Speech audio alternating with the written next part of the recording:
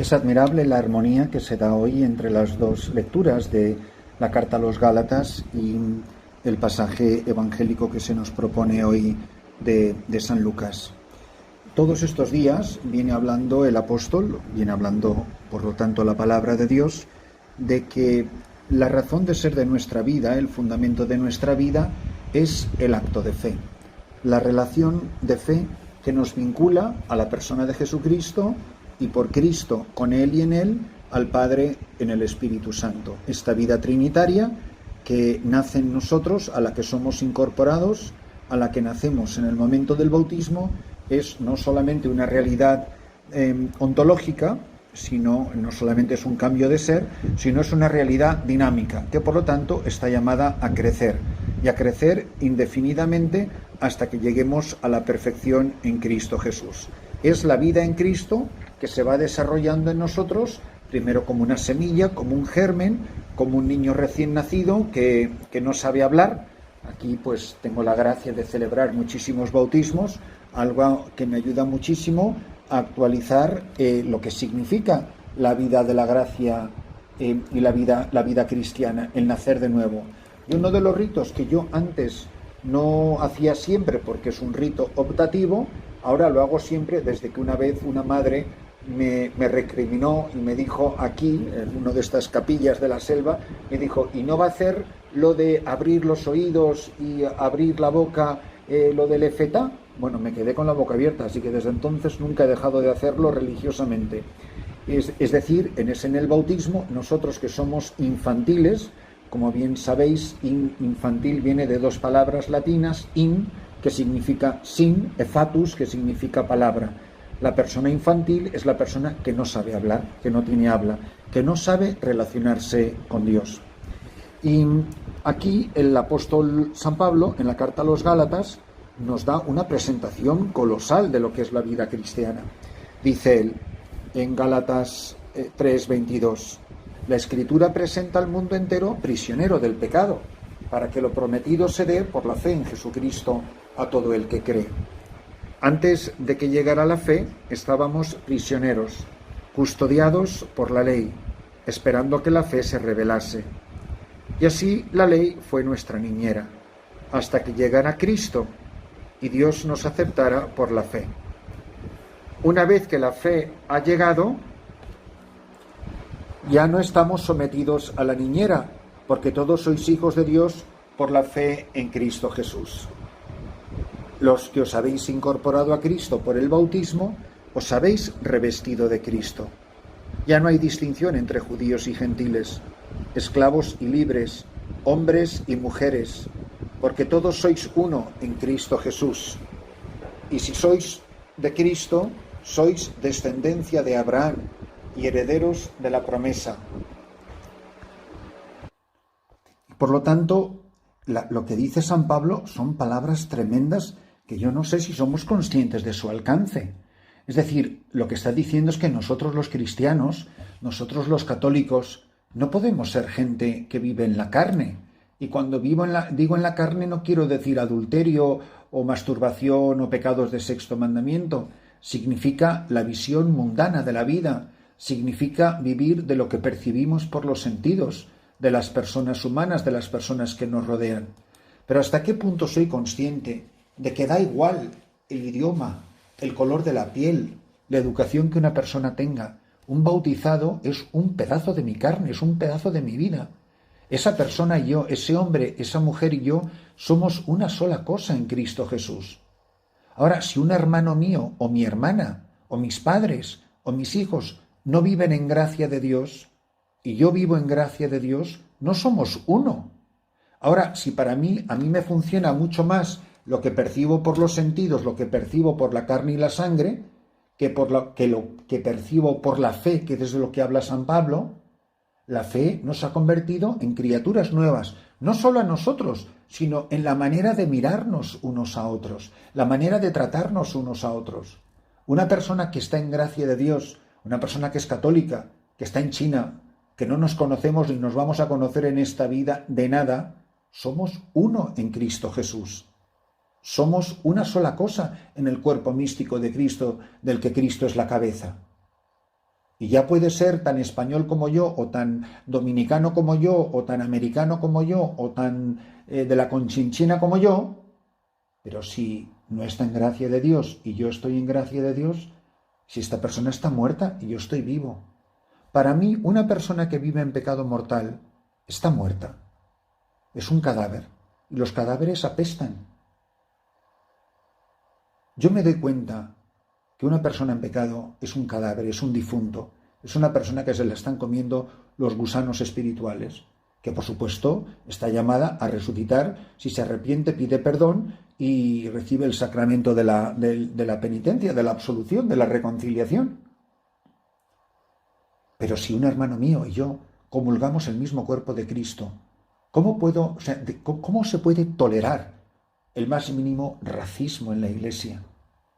¿Cómo se puede tolerar todas esas actitudes de superioridad, de mirar por encima del hombro, de ser despectivos? Todo el problema que tenemos a cuestas siempre con los emigrantes. Un emigrante que comulga el cuerpo de Cristo igual que yo es un pedazo de mi carne. No es que seamos amigos, no es que seamos hermanos, somos mucho más que hermanos. Somos una sola cosa en Cristo Jesús y no son palabras mías.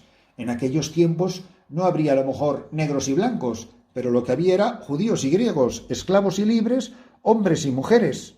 Los que os habéis incorporado a Cristo por el bautismo, os habéis revestido de Cristo. Ya no hay distinción entre judíos y gentiles. Esa persona que entra a la iglesia, que es de otro color, que viene de otro país, que tiene otras ideas, que tiene otras afiliaciones políticas, que tiene una profesión diferente, que tiene un nivel educativo diferente, que tiene tantas cosas a la vista que nos asaltan los ojos, diferente que yo. Sin embargo, somos una sola cosa. Y tú ya puedes querer mucho a tu marido o a tu mujer, pero si tú o él, o tú o ella, uno de los dos está en pecado mortal, estáis tan unidos como un vivo y un difunto. Por eso, que nos paremos a pensar, yo cuando miro a la gente, miro según los ojos de la carne. Los ricos se sienten a gustísimo entre los ricos. En el fondo, nos iguala mucho más que nuestras creencias. Un rico siente que tiene mucho más en común con cualquier otro rico, aunque sea de otra nacionalidad y de otra cultura, y eso instintivamente lo detectas, que una persona que es de una clase social completamente diferente a la tuya, pero los dos sois católicos y vais a misa. ¿Yo con quién me siento más a gusto? ¿Con uno que comparte mi nivel social o con uno que comparte mi fe? Porque dice el apóstol, son palabras de la palabra de Dios, no mías, porque todos sois uno en Cristo Jesús. Y si sois de Cristo, sois descendencia de Abraham y herederos de la promesa. Y el pasaje evangélico refuerza esto, no solo edificado sobre la fe, pero de uno de los fundamentos de la fe, que es la palabra de Dios. Lucas 11:27. En aquel tiempo, mientras Jesús hablaba a las turbas, una mujer de entre el gentío levantó la voz, diciendo: «Dichoso el vientre que te llevó y los pechos que te criaron». Pero él repuso: «Mejor dichosos los que escuchan la palabra de Dios y la cumplen». Pues mirad, Jesucristo hace exactamente lo mismo que acabo de decir hace un momento. Nosotros creemos que tenemos mucho en común porque esta mujer es mi esposa o porque estos niños son mis hijos. Pero a ti, ¿qué te une a tus hijos? ¿La fe o que tú los has parido? Porque paren hasta las jirafas. ¿Pero cómo no lo voy a creer si lo he llevado en mis entrañas? Sí, como un conejo lleva una coneja. Ahora, cuando tú miras, fijaros que Santa Mónica entendió esto perfectamente. Ella comprendió que se podía morir el día que vio a su hijo cristiano. Y eso lo deja San Agustín escrito en las Confesiones. A ella no le llenaba de felicidad simplemente pensar que era la madre de Agustín. Le llenaba de felicidad, no que lo había parido, le llenaba de felicidad que compartían la misma fe católica. ¿A ti qué te llena de satisfacción cuando ves a tus hijos? ¿Qué es lo que compartes con ellos? ¿Qué vida tienes en común con ellos? La de aquí abajo. o lo que quieres es verlos en la vida eterna, que estén viviendo en gracia de Dios. Te hace llorar lágrimas de sangre, como padre o madre, cuando ves a un hijo que ofende a Dios, que está lejos de Él.